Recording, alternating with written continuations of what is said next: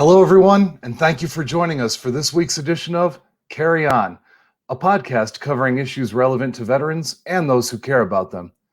Carry On is brought to you by Nation's Finest. At Nation's Finest, our mission is to support America's military veterans and their families with a comprehensive approach to housing, health, and employment that helps them to achieve self-sufficiency and reach their full potential. With more than 30 locations in 15 communities across California, Arizona, and Nevada, each year we provide critical services to more than 7,000 veterans and their families.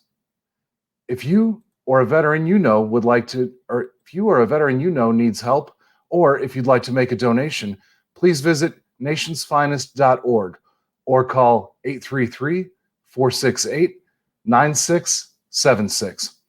I'm your host, Mark Miller, Army veteran and Communications Director for Nation's Finest. In today's episode, we have our clinical director, Jim Luper, here to talk about post-traumatic stress disorder or PTSD, and what we do at Nation's Finest to help veterans suffering from this disorder. Jim has worked with trauma for the last 25 years, starting with an internship which included a project providing services to survivors of war and political torture, as well as working with survivors of severe childhood abuse. He spent 11 years working with forensic populations and has been with Nation's Finest for 8 years now, working with veterans experiencing homelessness. Jim is licensed in marriage and family therapy. Jim Luper, Clinical Director for Nation's Finest, welcome to the program. Hi, Mark. Thanks for having me. Well, thank you so much for being here. So I want to jump right into some questions and learn some more and help our audience learn more. So June is PTSD Awareness Month. So why is it important to talk about post-traumatic stress disorder? And why do we have a month dedicated to awareness about the disorder? Well, there's, how do I say this? PTSD is a really prevalent condition. It's not just odd. I mean, it's not just sort of limited to a very specific, like a veteran population. It's wide across the spectrum of people, and there are all kinds of misconceptions about it. We have the media portrayals of veterans who are, the media portrayals of veterans and with PTSD can be horrific. It just really misplays how PTSD affects a person. PTSD is really just a condition that's created when we endure unendurable circumstances. It's not just stressful circumstances. These situations where otherwise it might break us. The trauma, our trauma response allows us to cope in that moment, to survive in that moment, which is the goal. Is just to survive. It's not in that moment when all our resources are overwhelmed, when there's nothing more that we can figure out to do, and everything is just kind of shutting down. It's a response to be able to survive that situation, and it's and it's an activation. Thank you for coming back on. It's an activation of the fight or flight mode, the survival part of our brains. It's not just. It's not like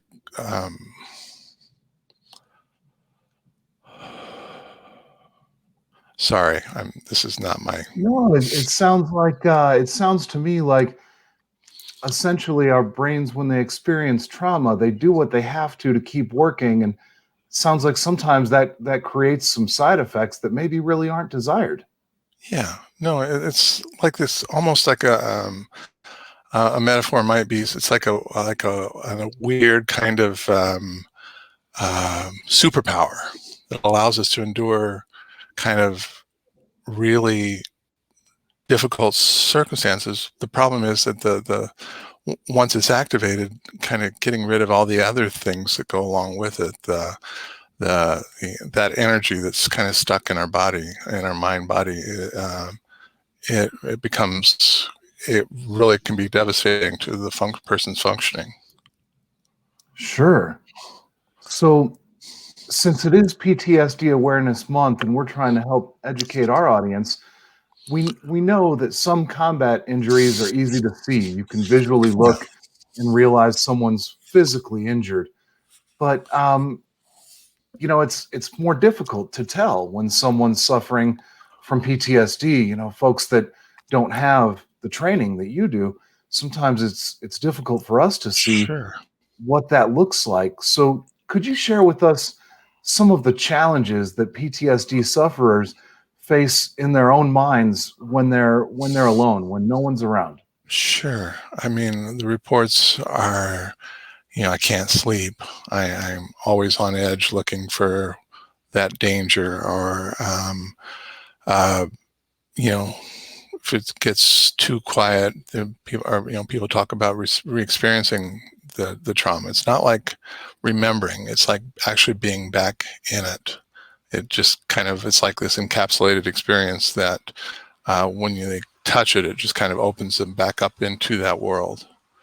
They say literally there's a piece of the brain that regulates the time-space understanding, and that goes offline. So it's then that just sort of feeling of hopelessness, like I'm never going to get better. I'm broken. There's something wrong with me. Because it's an activation of the fight or flight response, or that part of the brain, as well as many others, but it's very also much, kind of like that isolation, that even if you're around people, it's not like you're really, there's the actual contact isn't as possible, because everything is seen as a danger through that part of the brain when it's functioning that way. So, things that aren't dangerous, things that there's no need to be stressed about in the absence of other stimulus. Some people can go back to that time when they were not safe, when they were in danger, and those kind of fight or flight responses are then, I don't know, dredged back up, for lack of a better term.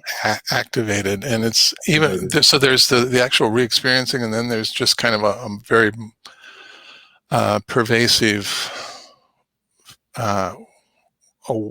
over-awareness, over-wariness of the world around. Sure. So that kind of leads into the next question.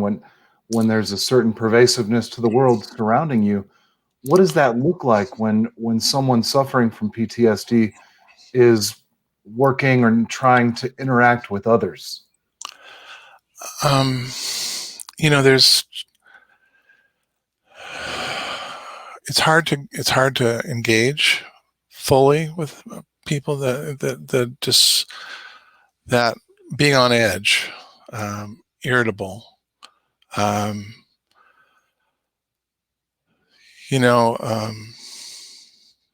so being able to just really kind of relax into a situation, relax into a conversation, relax in any particular moment, becomes more difficult. I'm not saying that it's not an all or nothing spectrum, and there are levels of these things. But what the PTSD is really kind of this piece where you're activated, you're wary, you're on edge, you're looking for that danger. Expect your brain is still stuck in that experience. So being in that kind of calm, relaxed, relational space with other people is difficult, and there's that wariness impacts and impresses on our ability to kind of make deep connections with other people. Can make that more of a challenge. Yeah. So, if I'm a veteran and I'm facing that challenge, having trouble making connections, or feel a bit more short-tempered or several other of the symptoms that you've kind of gone over here, if I'm listening to this right now and saying, well, this might be me, Yeah. this sounds a little bit how I feel, where should I go? Because maybe I don't know. Do I have PTSD? Do I just have some similar symptoms? What should I do? Where should I go to find out about that and possibly get help if I think maybe there's a problem? Yeah. Certainly your primary care physician at the VA, or if you're not in the VA, you can talk to your regular primary care. There's the advice lines through the VA that you can call and talk to a nurse and talk about the symptoms that you're having. They can put you through to refer you to. There's all kinds of county mental health resources out there. Nation's Finest, we have resource centers throughout California, Nevada, Arizona. We have specialist healthcare navigators who can help with if you're having difficulty making connections to mental health services. We can help with that. We have also have residential care available in certain locations throughout in California and Nevada.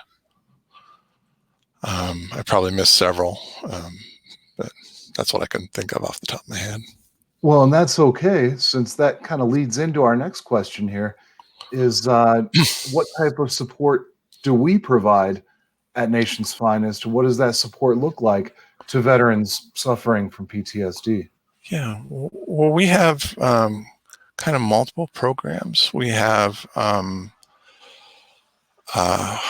what's called Supportive Services for Veteran Families, which is a large multi-state program.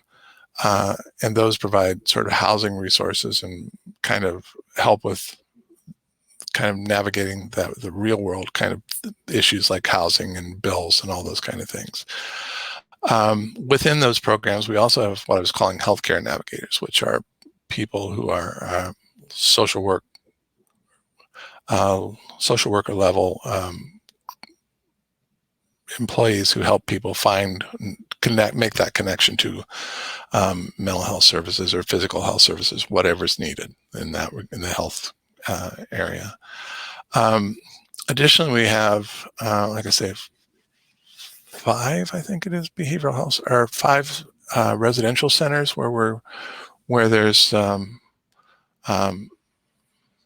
mental health, substance use services available to help veterans with kind of homeless veterans. Really, those services are really aimed at homeless veterans who are struggling navigating through the trauma, which is frequent, substance abuse, and all that.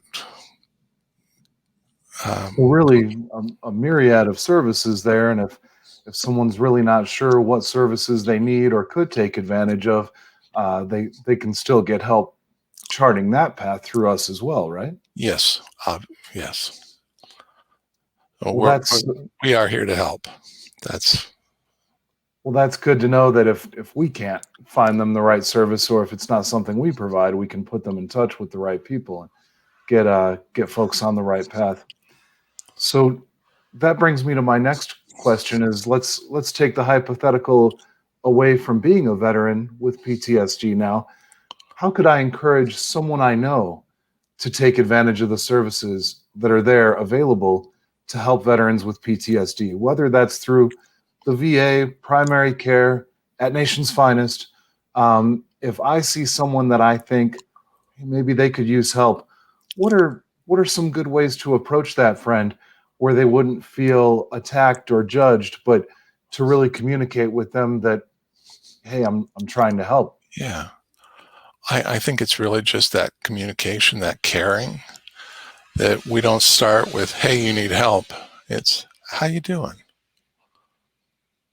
What's going on? It seems like you're kind of out of sorts. What's happened? It's not, we have an answer that somebody needs to go do this, and that's our only thing. I think people fear engaging with people, and I think that's kind of one of the places where the myths, the mis portrayal of what PTSD is especially problematic. I think it creates kind of fear and uncertainty in people who are around somebody with trauma. So it's really engaging with the person, talking to them, getting to know them and how they're doing, and helping them. Knowing the resources is really important. But at that point when they say, I'm really just kind of struggling and I don't know what to do. But we can't really make that decision for them. We can help understand, we can ask, we can engage, we can care, we can go out and shoot hoops with them or whatever. It's something that where we're being in that relational space. My basic belief is that it's really the healing piece of the work is really in the reconnection, the community, the ability